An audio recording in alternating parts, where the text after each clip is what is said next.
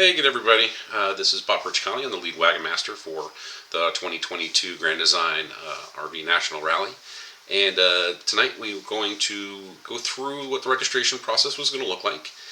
We had the opportunity to do it online the other day on Facebook, but we wanted to do it again to make sure that everybody off of Facebook had the opportunity to see what the process looked like, so that everybody kind of was on the same page, right? So, a couple of important things to note. Opening for public registration is going to begin on Tuesday, April 12th at 6 p.m. Eastern Time. So the system is going to be configured to flip the switch automatically. It won't be one of those circumstances where there's somebody actually manually turning on things. This will all be done automatically just by the system. As you might expect, when that occurs, there's going to be a whole lot of people there trying to get access to tickets and whatnot as quickly as possible. The point of this video is to tell you what it is that you need to have available to you to make that process complete successfully. And by complete successfully, I mean if you have the opportunity to get a ticket, the pieces of information that you're required to fill out on the other side. If you don't have that or you have to chase it down, it can sometimes cause tickets to time out and you'll actually lose the ticket that you're holding on to. So, for a basic background on the activities, the event, the schedule, all of the things that go along with the actual event after the registration. If you come to this page, this is the Grand Design RV National Rally homepage. It's GDRVNationalRally.com. And you'll notice there's a couple of important things here. So right on the front page, you'll notice that there is a time.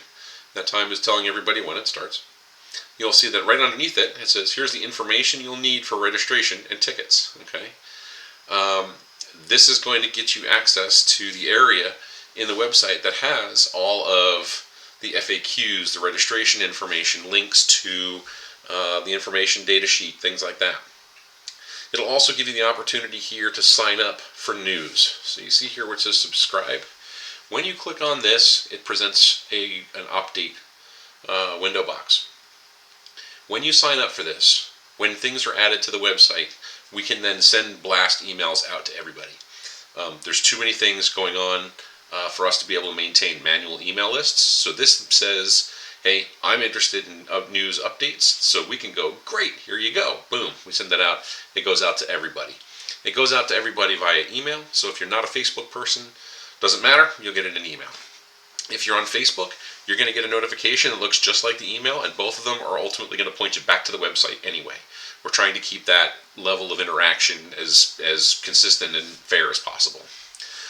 The information that's here just goes to us. It doesn't go to anybody else, so you don't have to worry about this information being shared or sold or anything like that. It's purely just for us to be able to send updates out to you. Okay. Here is the registration page. This is ultimately where the link will reside to the registration page, to the actual interface that you'll use to connect to log into the actual application.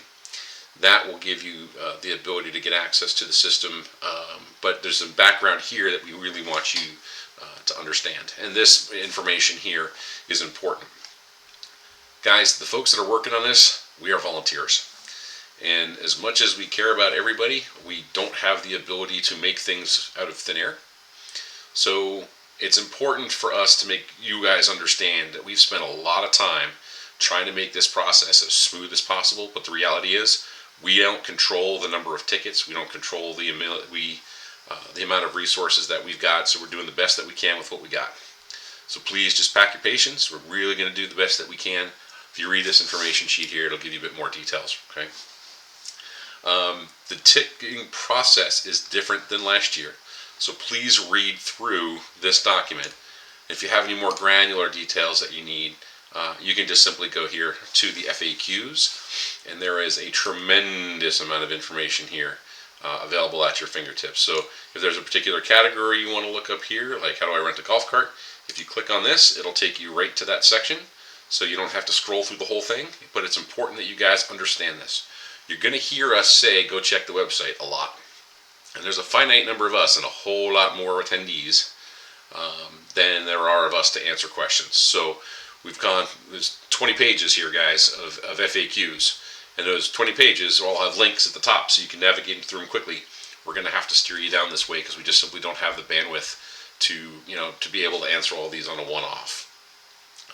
All of us on this side have families and jobs and things outside of running the rally, so we're really trying to concentrate all of our information in one spot, make it easy for folks to find. Okay, so let's talk about the actual interface, the actual Grand Design website, what you're going to see, what it's going to look like to you when you come to the website. Now, this is a test version, okay? So it doesn't matter if you come to this website, you will not be able to, actually it won't be working for much longer because I just left it up for the demo. But the information that's here is all information that's relevant, right? It's going to give you it's going to give you on this pane here, once it's completely filled out, it'll give you some more details, some information that you want. But the thing I really wanted you to see here is this. And this is the actual registration interface, the things that you're going to have to understand. Okay? When it comes down to it, this is the area that people actually care about. And you're going to notice that it's broken up into a couple of different sections. So part of it is attendees, and that's the, hey, I need a parking spot. Each area has a finite number of tickets available to them, and each area also has very specific requirements. Some requirements are there's no length restriction, but in this particular case, there's both 30 and 50 amp available on each site. Every single site in the place has water, every single one, but not all of them have sewer. So A, for example, has no length restrictions, it has 50 and 30 amps, and it has water and sewer. But if you get into things like Area B, it'll only support rigs smaller than 35 feet. Now, when we say smaller than 35 feet, we mean smaller than 35 feet because there's usually an obstacle in the way. Either it's tippy, right, meaning that there's a slant to the particular site. There's trees, there's obstacles, there's some reason. So if you ask us if you can put a 36-foot rig in a 35-foot spot, the answer is going to be no. There may be some circumstances where it will fit, but we're not going to take that chance with your expensive camper, right? So please make sure that you're respectful of the sizes of the sites. If you have a big site, please don't try to stick your rig in it. If you try to stick your rig in it and it doesn't fit, we have no way of knowing where we may be able to put you. So if you try to squeeze yourself into a site that's got 30 and 50 amp hookups with sewer, we may only have a spot for you in a place with 30 amp and num tickets. It's just the way the cards go. Okay. So inside of this list here, you'll see that some of them are, some size restrictions, some power restrictions. There are also some handicap accessible spots, and we're actually going to select Area E, handicap here, as our example, because as we walk through it, you'll notice there's two distinct limitations. If there's no limitations, you won't see the questions, but if there are limitations, when you go into the questionnaire, it'll actually ask you those specific details, so you kind of know what to expect, so there's no surprises. Okay, so we're going to select Area E because it's got more interfaces for us. At the bottom, when you scroll all the way down, you'll see the add-ons. This is an important place to remember because this is where you request your repairs, your service requests. If you want a golf cart, this is where you reserve a golf cart. If you want to, if you have more than 2 adults in your camper, for each adult over 2, or after that second, you do need an additional adult ticket for each of those adults. This covers name tags, administration, it covers, excuse me, I get the hiccups just after dinner.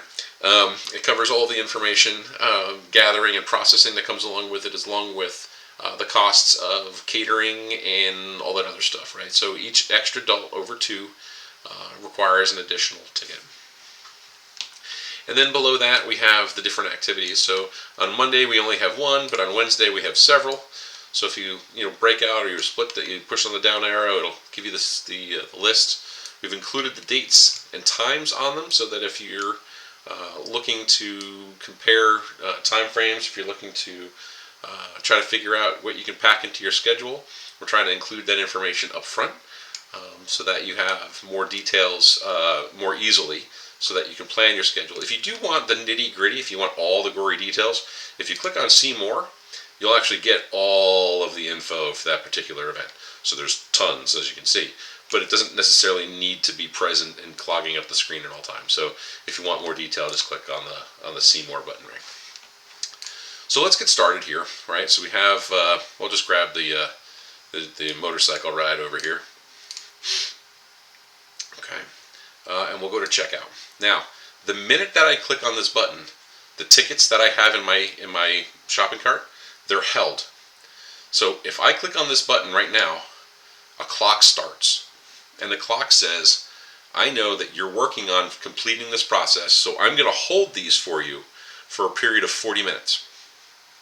Now, I want to point out that I've given you a whole bunch of information so far for about 10, but we still haven't really done anything in the sheet here. So I just want you guys to understand or make sure you're cognizant of the amount of time it takes to fill this out. So it's going to ask some basic information. It's just name and address and general information like that. Okay. Because we selected a site that has that length limitation, it actually requires you to acknowledge that. Right? We want to make damn sure that you know that you've got a rig or you've got a site that does not fit all rigs. So you're going to have to acknowledge that so that you can't come back and say, well, I didn't know. Well, we kind of warned you.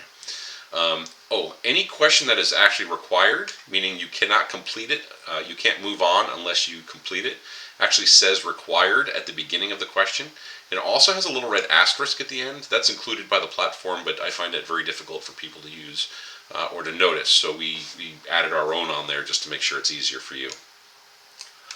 We did select Area E, which is a handicap spot, and anything in the handicap areas requires a state-issued handicap permit number, and you will need this for checkout. You will need this for this process right here. Okay, so make sure that you have this in advance so that when the time comes to put this information in, you can put it in.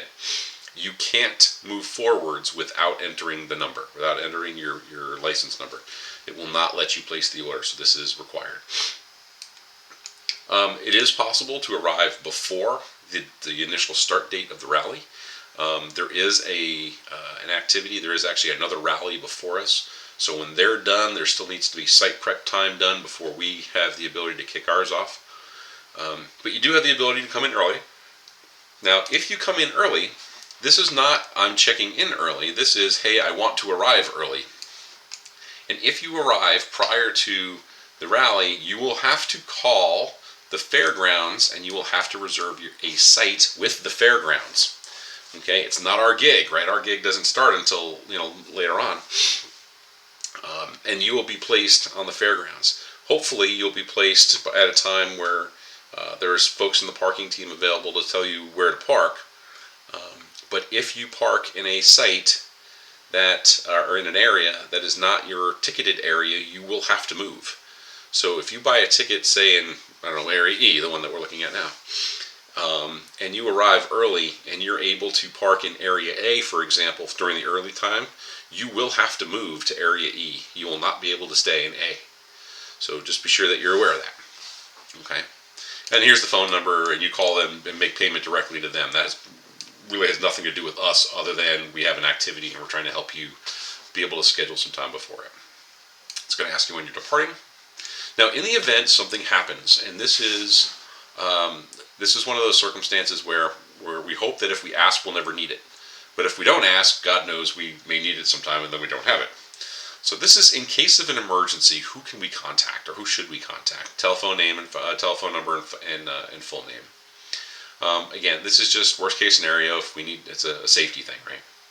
However, if we need to get a hold of you while you're on site, this question is going to ask you that because things like service requests, things like lost and found, insert completely mundane administrivia here, right? It could be all sorts of different things. This would be, if we need to get a hold of you on site, what's the best number to reach you? Cell phone is usually the best one. Okay. How many adults are in your RV? We talked about this earlier on with regards to the tickets. 2 adults are included with your ticket fee. If you need additional tickets, you will be required to purchase those. Again, guys, it's not a profit thing. It actually costs more than the amount of money we charge to feed everybody. So this is really just kind of offsetting cost. This is the folks that are attending. Generally speaking, and I'm going to kind of be oversimplification here, This would be your name, and this would be your spouse or partner's name, and then this would be your first guest. So this would be mom, dad, and adult child, whatever, for an example. These are going to be used for your name tags. If you have 4, for example, we only selected 3 from the drop down, but if you have 4, you'll have the ability to put all 4 in. If you have children in your RV, that's something else that we'd also like to know for a couple of reasons. Number one, it helps us identify, what is our risk of need for childcare? What's our risk for just the general need to keep an eye on kids? I come from a first responder background, as do a large part of the group of my team. So, this to us means if somebody goes missing, what's the likelihood? What's their age? Kind of things like that. But on the much more positive side, we're also doing Camp GDRV for kids again this year. And this gives us an idea of how many kids are interested in what those ages are, so that Dee and her team can put together, age-appropriate activities, cool little crafts, all the stuff that they do. This gives them an idea of being able to create something that's a little bit more targeted to the actual age of the kids coming. In previous years, it wasn't really well understood, or at least well counted. So we're really just trying to make sure that Dee's got all the info that she needs. Okay. The number of kids you got here. This year there's also going to be gluten-free and vegetarian food. However, big huge caveat, you must purchase or request it, you must request it in advance. You will not be able to request this on site, and here's the only reason why, guys. We have no idea how much we need, how many people want gluten-free, or how many people need vegetarian, or any of those things. So we have no idea how to scale that versus traditional food, right? So this is going to say we need to understand how many people are coming that need it, and we're going to cater to that need specifically, because otherwise it ends up being too much waste to the folks that don't really need it, and not enough to the folks that really do need it. Okay. One of the things that is also important to note, that from the gluten-free perspective, this is being provided by a third-party caterer. So as much as we would love to say that this is gluten-free, if you have a medical condition like celiac disease, or something where gluten has a very high contact concern, then just be aware that we don't control that side of the process, and it's possible that it may have been cross-contaminated. We would have no idea how to know that, so we just want you to know that in advance, right? Also, if anybody in your group has food allergies, this is really more along the lines of, if we can see folks are, there's a higher incidence of a particular allergy, we can certainly work to try to work around that or have other options available. But also, remember earlier we had discussed the emergency contact information. God forbid that someone experiences a medical emergency. This is the kind of thing that we can notify a first responder of, that can help get them care quickly without having to gather a tremendous amount of health history. We don't want to get intrusive like that. We don't want to get in people's business like that, but we do want to make sure that, God forbid something happens, we can at least get you the care as quickly as we can. And even having this information in advance, it may be possible to talk to the food vendors and say, hey, can you limit this or that, right? Now we start getting into more of the RV stuff, so this is where we need your VIN. Now, in the past or other rallies, they can sometimes ask just for the last 8. We're actually asking for the entire VIN. And that's because we use this to connect a lot of dots. We use this to connect you to service. We use to connect this to warranty work. We use this to connect you to validate that you're an actual owner. So we're asking that you provide the full VIN. You can find it on your registration card. You can find it on the street side placard. There's a couple different places you can find it, but just make sure that you have it in advance. As I mentioned earlier, there is a sheet that lists all of these questions that you can go through right now and save that information, so that when the time comes, you have it on hand. But this is one of those things that sometimes trips people up. What year is your RV? Kind of self-explanatory. Which brand do you have? Imagine, Transcend, Momentum. In my case, I have Momentum, so I'll pick that one. And you'll notice that based on the brand I pick, it then gives me the option of which model do I have. Now, this is for statistics, guys. There's a lot of really neat information that we can gather, little pieces of it, and then figure out quite a bit. Understanding which models are coming to the rally allows us to be a little bit more proactive and kind of forecast potential need for parts or services better than just having a random list of of attendees. So this kind of goes back to stitching back the vendor, the VIN. This will also help us get an idea of things, that may be a need well beforehand. Okay. If for whatever reason your model's not listed, you'll have the opportunity to enter that model here just to keep things neat. Okay. Now, listen, RV lifestyle is not one particular lifestyle. It's all sorts of different things. So, just out of curiosity, how do you use your RV? Right? Do you live in it full time? Some folks live in it full time. If you're like myself, mine is seasonal. So I have mine at the shore all summer. So just understanding, kind of how they're used. This is just something that honestly, it gives us a little bit of information. It also kind of helps us understand where there might be interest in different topics or whatever. So the hope is to get this kind of thing over to the scheduling team to see if this is in any way supportive of what they're putting together. Okay. We're also going to be supporting charities this year a little bit more aggressively. So the team, myself and my team, we run the Mid-Atlantic Rally predominantly. And we run our rally with the intent of doing it to raise money for charity.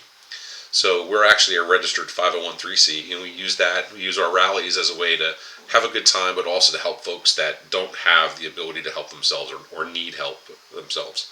So this year we're going to be putting together a silent auction. And we're working on, there's a couple of different organizations that we're evaluating.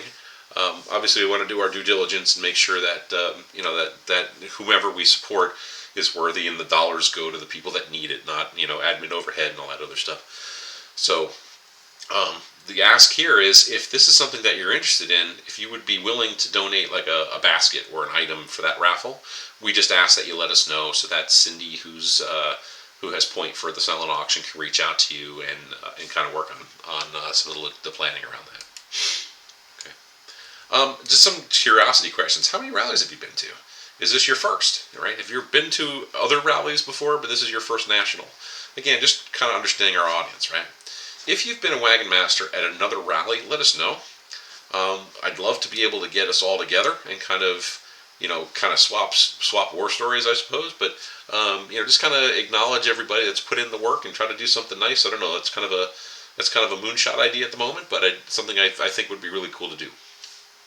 And then just some age. Now we get to the part about asking for service requests. Now, service requests are specific. Okay, we are cutting off requests after July 15th. So July 15th will be the last day that you can make a request. The reason for that is, guys, we need to order parts. Right? People can't if people have the ability to make these changes.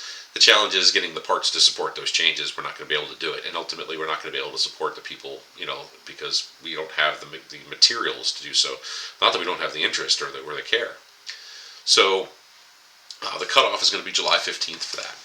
Also, we can't promise we can do everything. Now, there are things that we just simply won't do, and we'll talk about that in just a second. But the information that we're asking for here needs to be in the confines of a couple of limitations. So first of it is the supply chain issue, right? But the other is there are certain repairs that we simply can't do because they're limited by the rules of the fairground. But also, though, there's a number of things that are just safety and or time related. So they will not drop they won't do any tank repairs for black, gray, or freshwater tanks.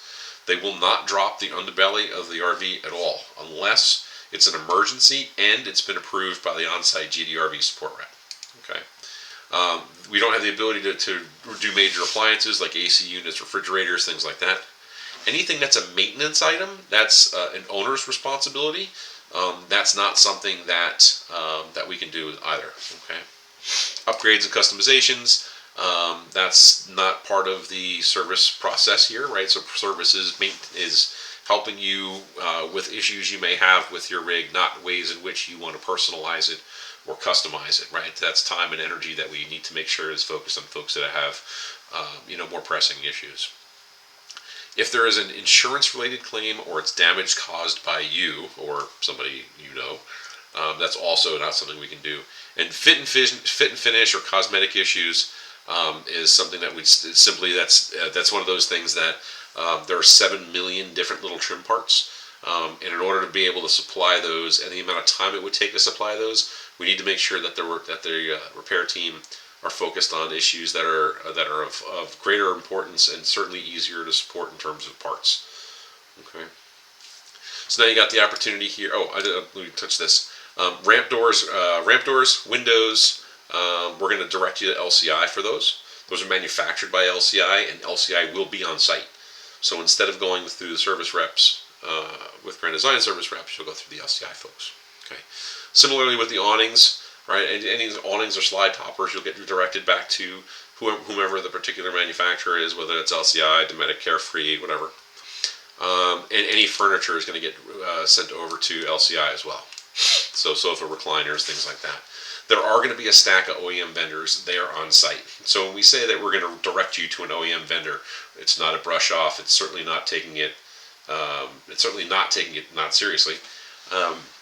It's just in terms of the amount of resources that we have, the number of people that we need to see, and the fact that the experts, the manufacturers, the LCIs, the Carefrees, they're there. It makes a whole lot more sense to connect you with the source, with the actual, expert.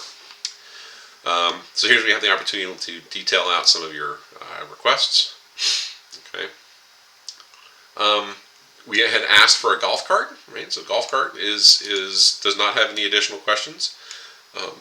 So some of the questions or some of the add-ons, the golf outing, for example, is one perfect example.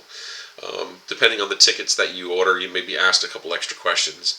The golf outing is a great example because how many folks are you bringing, and are there other folks that you want to be paired with when you get there? So when it comes to enjoying golf, a lot of times the team is a lot of the fun, right? So that process that Tom put together is really good at keeping the spirit of a good golf game together by giving you that level of flexibility to kind of share info. You got to tell them what your average score for 18 holes is. Mine's about 400 because I went to the Happy Gilmore School of Golf.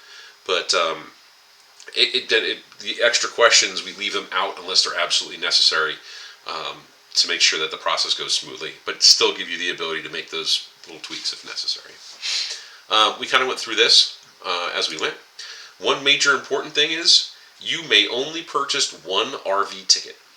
Even though the system will allow you to order one from Area A and one from Area B, you are only permitted to do one. Right? So if you order two, here's what will happen. I will get notified and I will cancel one of them.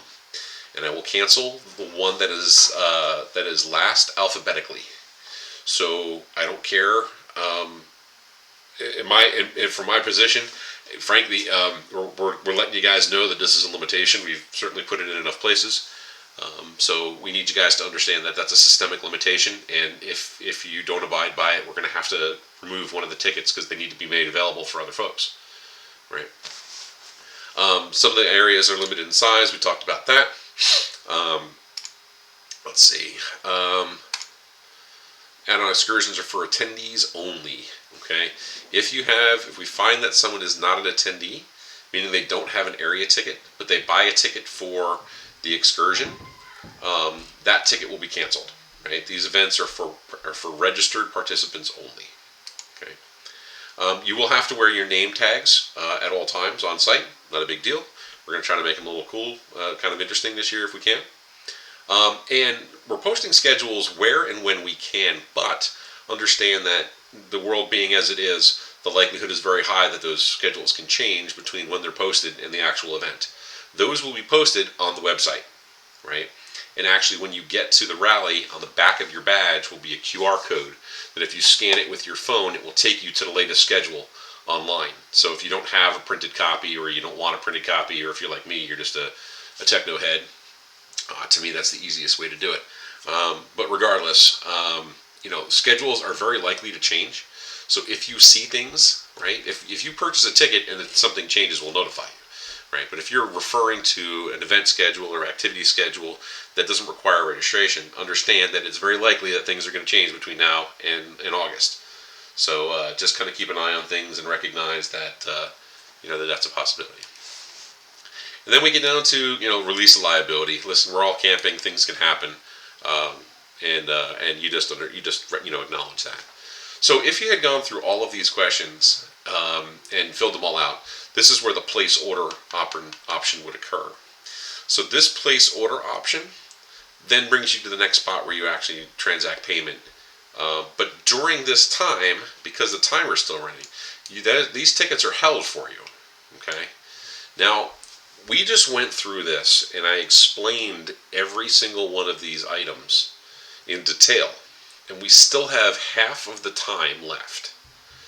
So, with the support of this video, with the support of the document on the web page, that gives you a list of these questions so you know what to ask in advance, or you know what information you need in advance. There's no reason why you should run out of time. Okay? We really have gone, we've had probably close to, I think the last time I checked was about 125 test registrations. People that have gone through the system and just generated test activities just to walk through the different use cases. Listen, is everything perfect? I'm sure we misspelled something here or there. I mean, we are human, and this isn't what we do for our living. However, there's been a lot of time put into trying to make the system quick and easy and as painless as possible. Now, there's a balance here, guys. You guys want to answer one question, pay, and be done.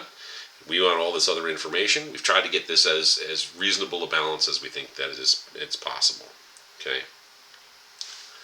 So, if you are on this page and you go, oh, I want to add I want to add a golf outing. If you go back, the hold stops. So all of these tickets get released. So if you go back and say, hey, I want to go get something else, it is possible that these tickets can be snagged, and when you go back, they're not available anymore. So you will have the ability to add tickets later if you choose. Okay, but just understand, get the important stuff done, right? Because if you go back, you're going to lose a time. All right. Well, with that, this is running about a half an hour. Hopefully, this information has been helpful for you.